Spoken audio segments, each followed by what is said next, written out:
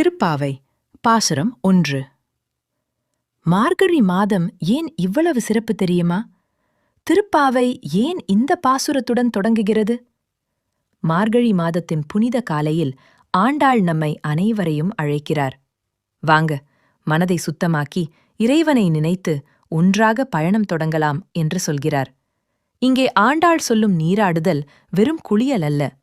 பெருமை, பொறாமை, கோபம் போன்ற தீய எண்ணங்களை விட்டு மனதை தூய்மையாக்குவதுதான். பின்னர் யசோதையின் அன்பு குழந்தையான நந்தகோபனின் மகன் கண்ணனை ஆண்டாள் அழகாக வர்ணிக்கிறார். மேகம் போல கருமை நிறம், செந்தாமரை போன்ற கண்கள், சந்திரனைப் போல ஒளி வீசும் முகம்.